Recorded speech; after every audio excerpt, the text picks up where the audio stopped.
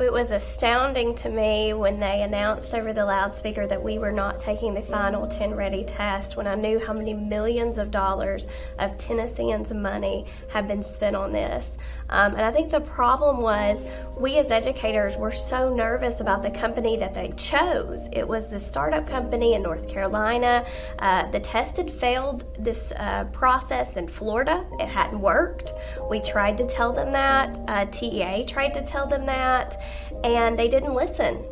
And so they had us do what was called a practice test. And across the state, they wanted everybody to get on this server at the very same time. It would crash all across the state at the very same time. And teachers went to them and said, look, this isn't going to work. And they said, no, it's going to work. And we kept saying, no, it's not. And it didn't work. And not only did we lose this contract with this company, we've had to rehire a new company, pay even more millions of dollars that could be going to so many things, industrial growth in this area, things we truly need, and it's not. The amount of money that we spend on tests in Tennessee is astronomical. It appears that we're spending more money on tests and not thinking about the students and the teachers, especially the students' education. It's more like we're just thinking about a test. We're not looking at the overall welfare of our students, what it is they need. All we're thinking about is how well they're going to do on a test. And this is so unfair to the students and the teachers. And it's just a waste of money. When I found out, as the president of our local education system this year, when I found out how much money had actually been spent on the testing this year, and when the system crashed and we weren't going to give the test, and I was thinking as a former teacher in the classroom, how much money that teachers spend out of their own pocket to put back into their classrooms, thinking what they could have done if they'd had just a small portion to put back into their room to purchase materials, supplies, just the little things, or to have upgraded equipment such as technology.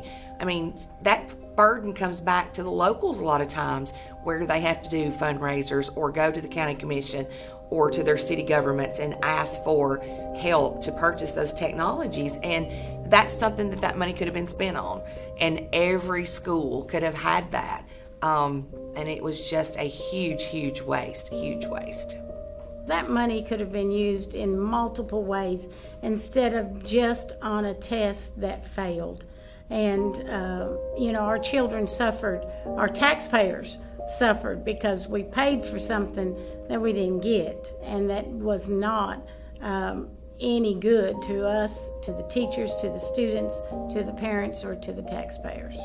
The money that is spent on testing does not translate into a more successful student, a more successful life for that student after they've graduated. The testing does not ensure success in college or success in a career after high school, and that money could be better spent on the education in the classroom. For the 10 Ready test this year, we had our writing assessment in February, which we've done for several years.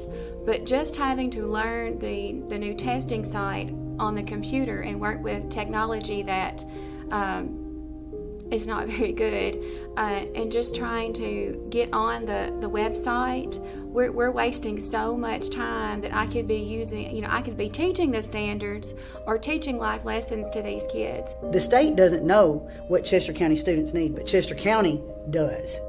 We need to bring this back to a local level. I teach in a rural area. A metropolitan person is not going to know what this rural area needs, but I tell you what, my administrators do. My school board knows. My superintendent knows. And I, as a teacher, know. I know what my students need. I was so frustrated when Dolores Gresham looked at a group who was coming in for charter schools and called Tennessee teachers mediocre at best, was her comment. I've taught in Oak Ridge, where I had kids who their parents literally were NASA scientists. And I've taught now in rural communities where I have dealt with and learned things that I didn't have to. And I guess that's the problem with education, is one size doesn't fit all. You can't say what's good for Oak Ridge is good for Hardin County, or what's good for Memphis is good for this rural community. We have different industry. We have different areas that we need to prepare students for jobs.